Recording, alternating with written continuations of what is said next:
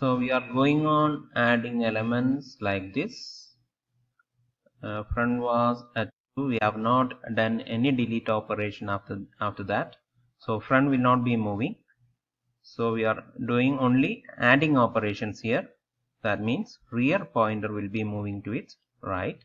But when it reaches max minus 1, it cannot move to the right because max is a upper bound, undefined space here.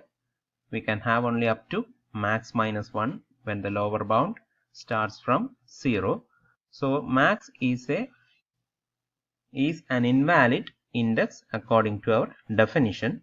So we cannot add another element after this 7. In that case, we will say that this queue is full. Even if we have spaces here, we don't have any option to add in front of the list. We can now add only from this rear end.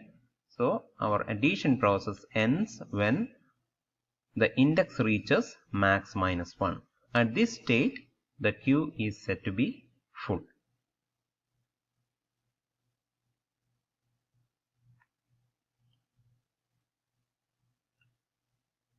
Now we know that addition is known as NQ operation.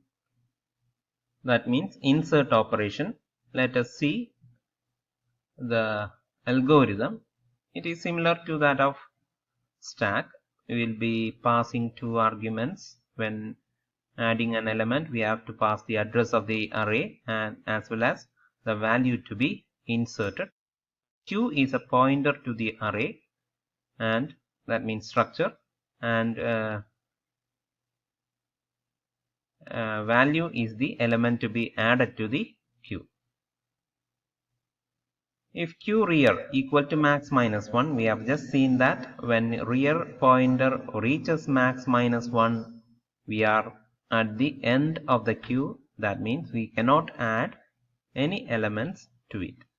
So in that case, we have an overflow queue full condition and nothing has to be done further. We will be stopping the algorithm. Otherwise, that means q rear is not equal to max minus 1. We can say that some space is available in the queue and we can easily add this passed on VAL or value to the list. Now if q front equal to minus 1, we have seen earlier that if the value of front and rear are minus 1, the queue is empty. In that case, we have to make both front and rear to 0. Then we will be adding one element to the queue.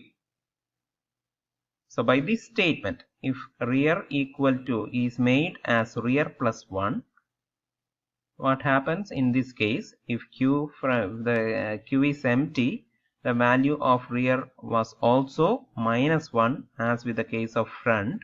So if we add a value to rear, then it becomes automatically becomes minus 1 plus 1 equal to 0. So when the queue is empty, we have to make both the pointers to 0.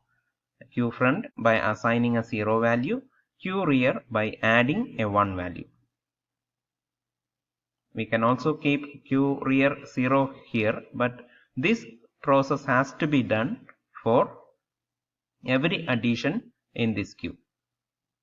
So we have kept for 0 also, we can add plus 1 when the value of rear is minus 1. So it becomes 0. So in the addition process, we will be moving the rear pointer to its next position by adding a 1. This changes the index to the next position. If the index was 2, it will be made 3, and at the third location, we will be adding that value. So we have to change the rear value first and then assign the value, which makes the insert operation complete. But we have to check this specifically, that is when the queue is empty. We have both front and rear as -1. We have to make front also to 0. In no other cases, we don't have to touch the variable or pointer front. So if it was empty, we have to make it non-empty by changing this value of front. If it is not empty, we need to go only with the rear pointer value. I hope this algorithm is clear for you.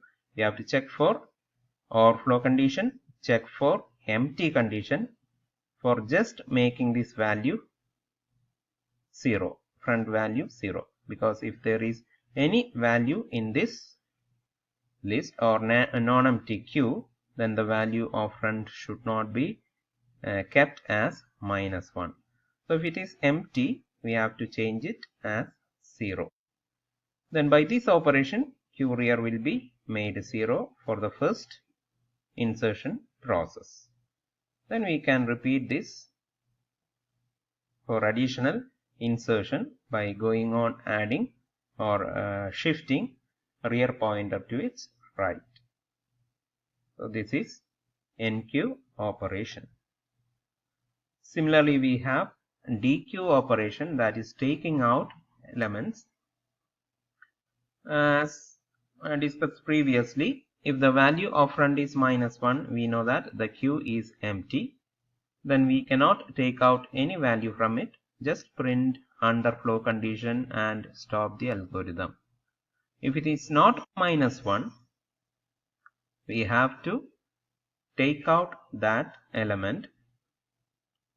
So this is Q is the address here. Then Q of item represent the array. Q of front represent the index of the front element. Clear? Q of item is the array and Q of front will be the index of the first item in the array. That is taken out and assigned to this variable del value. So when we remove an item from a list, I have told you that which pointer will be moving? When we remove an item, which pointer will be moving? The front pointer will be moving into right. There will be no change for the rear pointer. And we have the condition like this also. When front and rear are at the same, pointing to the same location, what was the condition?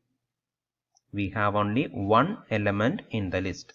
If front is say 5, rear is also 5 pointing to 5, then we have only one element that is placed in the location 5. And if we remove that element from the list, what happens to the list now? It becomes empty. So when the list is empty, we have to make a front as well as rear as -1. So this is a condition to be checked here.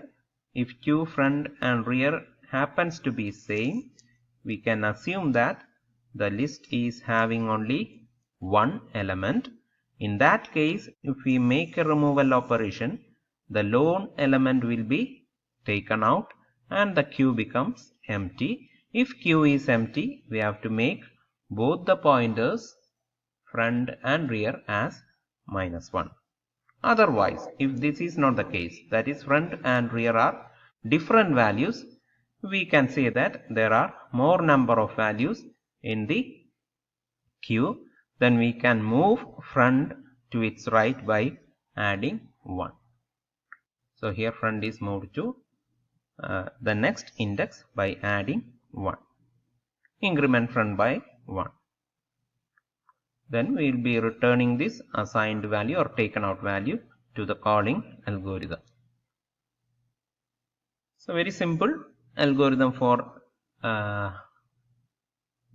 enqueuing and dequeuing operation, which is almost similar to the push and pop operation of stack. There in the stack operation we were using only one pointer. Here we are using two pointers. we have to take care of this empty condition, overflow condition, and the initial values of front and rear. Accordingly, we have to change the values of front and rear. In normal case, these are special cases, that is empty queue, then one element queue are all special cases. In normal cases, when we are adding an element, we will be incrementing rear value first and assign the value. When we are removing, we will be taking out the value from that location and increment the front pointer. So in both the cases, in deletion as well as addition, these pointers are added by 1. Only the special case is that when there is only one element, we have to make both these pointers to -1. If the stack is empty, when we are adding a new element, we have to make both the values of pointers as 0 from -1. These are the special cases. These two are the special cases. In other cases, just add the value of rear or increment the value of rear by 1 when we are making addition process, and increment the value of front by 1 when we are making deletion process. Hope it is clear.